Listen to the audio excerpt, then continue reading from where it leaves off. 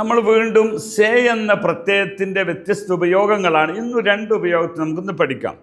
ഒന്ന് അതിനേക്കാൾ, ഇതിനേക്കാൾ എന്ന് പറയാം. ഇതിനേക്കാൾ നല്ലതുണ്ടോ? ഇസ്സേ അച്ഛാ ഹേ ആപ്കാ പാസ്, ഇസ്സേ അച്ഛാ ഇതിനേക്കാളും നല്ലത്.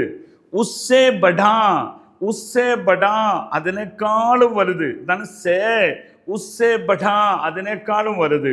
അപ്പോൾ സേ എന്ന് പറയുന്നത് കാൾ എന്നർത്ഥത്തിനാണ്. ഓക്കെ, ഏ ബേട്ട ഉൻസേ സുന്ദർ ഹേ, ഈ കുട്ടി അവനെക്കാളും, ഉസ്സേ സുന്ദർ ഹേ അവനെക്കാളും സുന്ദരനാണ്.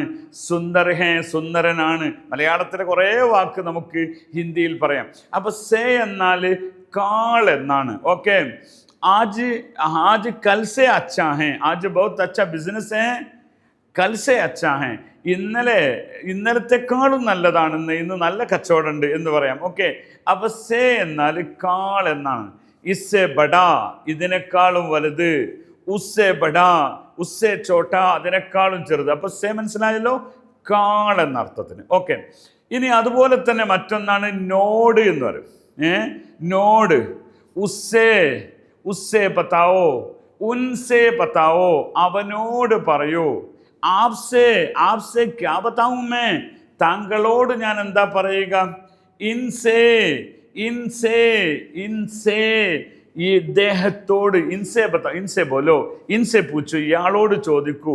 അപ്പോൾ ലോഡ്, ഓട് എന്ന് പറയാം നമ്മൾ. ഓട്, ഓട് അതായത് എന്തെങ്ങനെ പറയാം, ഉൻസേ അദ്ദേഹത്തോട്, ഉസ്സേ പൂച്ചോ. ഇപ്പം നമ്മളിങ്ങനെ നടന്നു പോകുമ്പോൾ ഒരാൾ എന്നോട് വഴി ചോദിച്ചു, ഭായി എയർപോർട്ട് ജാനെ കാ രസ്ത കോൻസേ. അപ്പം ഞാൻ പറഞ്ഞു പതാനി മുझे मैं नया हूँ, मैं यहाँ नया हूँ, ഞാനിവിടെ പുതിയ ആളാണ്. ഉൻസേ പൂച്ചോ. एक आदमी इधर जाते ना, चल रहे ना, उनसे पूछो. वो एक आदमी ऐसा चल रहे ना, ഒരാളതാ പോകുന്നില്ലേ, ഉൻസേ പൂച്ചോ അയാളോട് ചോദിക്കൂ. അപ്പം നമ്മളിപ്പോൾ പഠിച്ച രണ്ടെണ്ണാണ്. ഒന്ന് കാൾ, മറ്റൊന്ന് നോട് എന്നത് പഠിച്ചു.